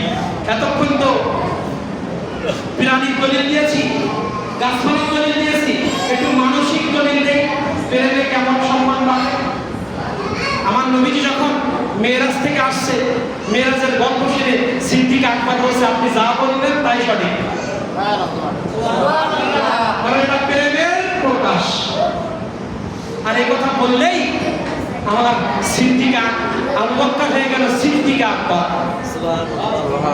তাহলে একটা রাসূলকে মহব্বতে রাসূল যা বলেছেন স্বীকৃতি দেওয়ার কারণে তার ইজ্জত বাড়ছে না কমছে? আবু জেহেলকে চুপ করো সবাই, সুন্দর কথা, এই কথা পাবেন না কিন্তু সবসময়। আবু জেহেলকে আমার নবী যখন বলছে চাচা আমি যে নবী হিসাবে এসেছি, আপনি তো আমাকে মেনে নেন, আপনি আমার কথাগুলো শোনেন। না শোনার কারণে জাহান্নামে হয়েছে না? হয়েছে কিনা? আর সিদ্দিক আকবর রাসূলের তাওহীদ, রাসূলের রিসালাত মেনে নেওয়ার কারণে জান্নাতি হয়েছে না? তাহলে রাসূলের মহব্বত লোড করে তো তার জান্নাতে যেতে হয়েছে, ঠিক কিনা? তাহলে রাসূলের মহব্বত না থাকলে আমার প্রাণ চলবে? আমি রাসূলকে যদি মহব্বত না করতে পারি, আমার লক্ষ কোটি টাকাকে আমাকে জান্নাতে দিতে পারবে? রাসূলের মহব্বত যদি আমার ব্যবসার মধ্যে না থাকে, রাসূলের মহব্বত আমার নামাজের মধ্যে না থাকে, রাসূলের মহব্বত আমার ঘরে না থাকে, রাসূলের মহব্বত আমার চাকরির মধ্যে না থাকে, রাসূলের মহব্বত আমার ব্যবসার মধ্যে না থাকে, রাসূলের মহব্বত আমার আখলাকে না থাকে, রাসূলের মহব্বত আমার মুআমালাতের মধ্যে না থাকে, রাসূলের মহব্বত আমার মুআশারাতের ভিতরে যদি না থাকে, রাসূলের মহব্বত আমার চোখে কানে আমার স্মৃতির মধ্যে যদি না থাকে, এই মহব্বত যদি না থাকে, লক্ষ কোটি টাকা আমাকে কবর হাসরের আযাব দিতে পারবে না। পারবে?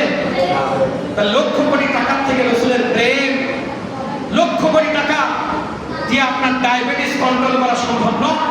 লক্ষ কোটি টাকা দিয়ে আপনার জীবন ফিরে পাওয়া সম্ভব নয়। লক্ষ কোটি টাকা দিয়ে আপনার বাচ্চা আল্লাহ যদি মনে করে আমি দিব না, লক্ষ কোটি টাকা খরচ করে আপনার আওলাদ দুনিয়া উৎপাদন করা আপনার আমার পক্ষে সম্ভব নয়। আমার চোখ যদি নষ্ট হয়ে যায়, লক্ষ কোটি টাকা খরচ করে আমার চোখ ফিরে পাওয়া সম্ভব নয়। কিন্তু রাসূলের মহব্বত যদি থাকে, লক্ষ কোটি টাকা দিয়ে যেটা সম্ভব নয়, লক্ষ কোটি টাকা দিয়ে জান্নাত পাওয়া যাচ্ছে না, কবরের আযাব থেকে মুক্তি পাওয়া যাচ্ছে না, কিন্তু রাসূলের প্রেম দিয়ে কবর হাসর সব পার হওয়া যাচ্ছে। তাহলে আমরা টাকার পিছনে ছুটবো না নবীর পিছনে ছুটবো? আসেন, অনেক কথা বললাম, এবার আয়াতের বাংলা অর্থ বলে আলোচনা শেষ করব। অবশ্যই ব্যস্ত আছে? আপনারা কি ব্যস্ত? খুশি না বেজার? খুশি ইনশাআল্লাহ। তাহলে বাংলায় একটু গল্পের মতো অর্থটা করি। যে আয়াত পড়েছিলাম সবাই খেয়াল করে শুনেন। কুল নির্দেশ কার? আল্লাহ। কুল হে নবী আপনি বলেন, বিফাদলিল্লাহ আল্লাহর অনুগ্রহে এসেছে জমিনে। কুল আপনি বলেন, বিফাদলিল্লাহ আল্লাহর অনুগ্রহে এসেছে জমিনে, ওয়া বিরহমাতিহি আল্লাহর রহমত নেমেছে জমিনে, ফাবিযালিকা অতঃপর ফালিয়াফরাহু তারা সবাই যেন খুশি হয়ে যায়, খুশি উদযাপন করে। সুবহানাল্লাহ। ওয়া হুয়া হুয়া ওই খুশিটা হবে, খেয়াল করেন, হুয়া ওই খুশিটা হবে খায়রুম উত্তম আজমাইন, পৃথিবীর জমিনে ওই খুশিটা সব থেকে দামি হয়ে যাবে। পৃথিবীতে তুমি সন্তান পেয়েছো, তাতে খুশি হলে আল্লাহ দামি, তোমাকে দামি বলে নাই। সুন্দর স্ত্রী পেয়েছো, এজন্য তুমি খুশি হতে পারো। আল্লাহ বলেছে সুন্দর স্ত্রী পেয়ে তুমি অনেক দামি হয়েছো। সুন্দর স্ত্রী পেয়ে তুমি খুশি হলে আল্লাহর কাছে দামি হয়েছো, এর দলিল নাই। সুন্দর সন্তান পেয়ে তুমি অনেক খুশি হয়েছো, আল্লাহর কাছে এটা দামি বলে স্বীকৃতি নয়। তোমার সন্তান ইঞ্জিনিয়ার হয়েছে, তুমি নিজেকে অনেক দামি মনে করছো, খুশি হয়েছো, কিন্তু এই খুশিটা আল্লাহর কাছে খুশি নয়। তোমার ছেলে ডাক্তার হয়েছে, তুমি অনেক খুশি হয়েছো, এই খুশি আল্লাহর কাছে খুশি নয়। তুমি সুন্দর স্ত্রী পেয়ে খুশি হয়েছো, এই খুশি আল্লাহর কাছে খুশি নয়। তুমি সুন্দর ব্যবসায় লক্ষ কোটি টাকা উপার্জন করে তুমি খুশি হয়েছো, এটা তোমার খুশি, আল্লাহ খুশি হয় নাই। পৃথিবীতে তুমি সব পেয়েছো, তুমি খুশি হয়েছো, আল্লাহ খুশি হয় নাই। আল্লাহ বলেছে পৃথিবীর মানুষ তিনটা জিনিস পেয়ে যদি খুশি হয়, আমি আল্লাহ তারপরে খুশি হব। এই তিনটার মধ্যে সন্তান নাই, চাকরি নাই, স্ত্রী নাই, ব্যবসা নাই, কোনো পদ নাই। ভালো করে খেয়াল করবে, আমরা ইমাম হতে পারি খুব ভাব দেখায়, আমি বড় মসজিদের ইমাম, অনেক কেন ভাব দেখায় না? তুমি ইমাম হয়ে অনেক ভাব দেখাচ্ছে, ভাব আল্লাহর কাছে কোনো মূল্য নাই। তুমি চেয়ারম্যান হয়ে ভাব দেখাও, এই চেয়ারম্যান হয়ে অনেক খুশি হয়েছে, আল্লাহ মানুষ আমার ভোট দিয়েছে, আমি কি একটা নেতা হয়ে গেছে, এই খুশি আল্লাহর কাছে কিছুই না। তুমি পৃথিবীর জয় করে ফেলো, বাংলাদেশ দখল করে ফেলো, আল্লাহ কোনো আসে যায় না। কিন্তু আল্লাহ বলছে তিনটা জিনিস পেয়ে যদি বান্দা খুশি হয়, তাহলে আমি আল্লাহ তাকে তার উপরে খুশি হব, সে উত্তম কাজ করেছে। কি সেটা? বিফাদলিল্লাহ। বিফাদলিল্লাহ তাফসীরে ইবনে আব্বাস রাদিয়াল্লাহু তাআলা আনহু বলেন, হে পৃথিবীর মানুষ তোমরা শুনে রাখো, শুনে রাখো। আমি যে টেনে টেনে সুর দিয়ে আওয়াজ করি, এই একটা আয়াত 3 ঘন্টা আপনাকে সব আওয়াজ করতে পারি, কান্দাতিও পারে।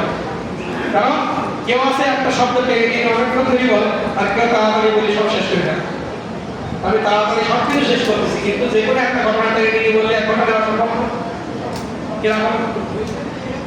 ও দক্ষিণ পাড়ার এরকম যদি বলি, মুসলমানেরা শুনে রাখো, শুনে রাখো, আল্লাহ কি বললেন? আমার আল্লাহ রাব্বুল আলামিন বললেন, হে নবী,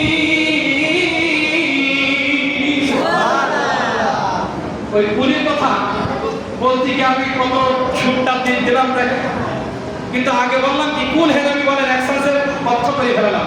আর হে নবী আপনি বলেন, এটা বোঝানোর আগে কত তালবাহানা আছে দেখেন। হে মানার মানে যুবক, তোমরা একটু খেয়াল করে শুনো, তোমরা একটু লক্ষ্য করে দেখো আল্লাহর কোরআন কি বলতেছে। আল্লাহর কোরআনের আলে ইমরান বলতেছে, কুল হে নবী আপনি বলেন। কত সময় লাগে একটা শব্দ বলতে? অসাধারণ আছে। তারা শ্রোতার উপরে নির্ভর করে। এখানে যদি বাংলাটা কোনো থাকে তাহলে অনেক সুন্দর করে বোঝানো যায়। যাই হোক, কুল মানে হে নবী আপনি বলেন বিফাদলিল্লাহ। ইবনে আব্বাস বলছে এই ফাদল মানে এলেম কোরআন, এলেম কোরআন। তুমি হাফেজ হয়েছো, তুমি মুফাসসির হয়েছো, এজন্য তুমি খুশি হও, আল্লাহ খুশি হবে। মানে কেউ যদি কোরআনের হাফেজ হতে পেরে খুশি হয় তাতে আল্লাহ খুশি, কারণ কোরআন পেয়ে তুমি খুশি হও। আল্লাহ বলছে তুমি মুসলমান হয়ে খুশি হও, তুমি মুসলমান হতে পেরেছো এজন্য খুশি হও। কিন্তু আমরা অনেক সময় কি করি, আমি সুদ খেয়ে 10 লাখ টাকা বানাইছি আমি খুশি, ইসলামের সাথে তার কোনো সম্পর্ক নেই। কিন্তু মুসলমান হয়ে আমি 5 ওয়াক্ত নামাজ পড়তে পারছি, আমি যে মুসলমান হয়েছি, আমি যে এতে খুশি উদযাপন হতে বলেছে, আমি কোরআনের হাফেজ হয়েছি, আমি মুফাসসির হয়েছি, আমি ইসলাম পেয়েছি, এজন্য খুশি হও। আল্লাহ তাআলা কি বলছেন, তুমি ইসলাম পেয়েছো, কোরআন পেয়েছো, জ্ঞান পেয়েছো, তাই খুশি হও। আর আমরা ডাক্তারি জ্ঞান পেয়ে খুশি হই। আর এই জ্ঞান মানে ওই জ্ঞান না, আল্লাহর প্রদত্ত যে জ্ঞান, এই জ্ঞান তুই অর্জন করে খুশি হও। কোরআনের জ্ঞানে যারা জ্ঞানান্বিত, কোরআনের জ্ঞানে যারা জ্ঞানান্বিত, কোরআনের হাফেজ যারা, তাদেরকে সম্মান করো, আমি আল্লাহ তোমাকে সম্মান করব। কিন্তু পৃথিবীর বাজারে দেখা যায় সুদখোরকে সালাম দিতে আমরা কৃপণতা করি না, কিন্তু ইমাম সাহেবের সালাম দিতে কৃপণতা করি। কারণ এই ইমামের পরে খুশি আছে আল্লাহ, সুদখোরের পরে খুশি আছে শয়তান, শয়তানকে খুশি করার জন্য ব্যস্ত। আর হাফেজের পরে যে আল্লাহ খুশি, ওকে আমরা খুশি করার জন্য ব্যস্ত নয়। কিন্তু আল্লাহ বলছে যার ভিতরে কোরআন আছে তাকে পেয়ে তোমরা খুশি হও, আর যার পরে ইসলাম নাই তাকে পেয়ে খুশি হয় না। তাই সুদখোরের মধ্যে, ঘুষখোরের মধ্যে, জিনাখোরের মধ্যে ইসলাম আছে না, তারে সম্মান দেওয়ার জন্য ব্যস্ত। আর যার মধ্যে কোরআন আছে, ইসলাম আছে, কোরআনের জ্ঞান আছে, তাকে আমরা সবসময় লাঞ্ছিত করি, বঞ্চিত করি। আপনি তাকে লাঞ্ছিত করেন না, আপনি আল্লাহকে লাঞ্ছিত করেছেন, বঞ্চিত করেছেন। আর আপনি একজন শয়তানকে খুশি করালেন মানে আপনি শয়তানকে সম্মান করলেন। তাহলে ইসলাম পেয়ে, কোরআন পেয়ে, জ্ঞান পেয়ে তোমরা খুশি হও। ওয়াবি রহমাতিহি, এই রহমত মানে হুয়া মুহাম্মাদুর রাসূলুল্লাহ সাল্লাল্লাহু আলাইহি ওয়াসাল্লাম, আমার নবীজি রহমত হিসেবে দুনিয়া আসছে, তোমরা খুশি উদযাপন করো। সুবহানাল্লাহ। এই যে নবী রহমত হিসেবে দুনিয়ায় কবে আসছে, তা আল্লাহর ঘোষণা নবীকে রহমত হিসেবে পেয়ে তোমরা খুশি উদযাপন করো। এখন এই রহমত হিসেবে নবী 12ই রবিউল আউয়াল মাসে আসছে বলে আমরা এই মাসে মিলাদুন নবী পালন করে খুশি উদযাপন করি। আর দলিল লাগবে, আল্লাহ বলছে কোরআন পেয়েছো খুশি হও, ইসলাম পেয়েছো খুশি হও, জ্ঞান পেয়েছো খুশি হও, আমার নবী পেয়েছো খুশি হও। তা নবীকে আমরা দেখি নাই, এই দিনে আসছিল, আর নবী আসার কারণে চাঁদ খুশি উদযাপন করেছে, সূর্য খুশি উদযাপন করেছে, গাছ খুশি উদযাপন করেছে, পানির লেয়ার উপরে উঠে খুশি উদযাপন করেছে, পশু পাখি গাছগুলো শিকড় সহ উঠে এসে আমার নবীকে মহব্বত করে খুশি হয়েছে। আমরা খুশি হলে বেদাত হয়, আমরা খুশি হলে হারাম হয়। তো নবী আসার কারণে আমরা মিলাদুন নবী করলে যদি হারাম হয়, পৃথিবীর সব মাখলুক হারাম কাজ করেছে, সাহাবীরাও হারাম করেছে, বলেন নাউজুবিল্লাহ।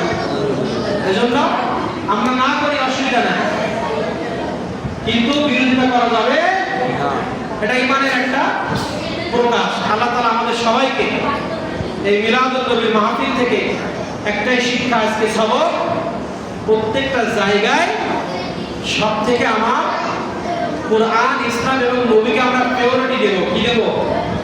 অগ্রাধিকার দেব। কি দেব?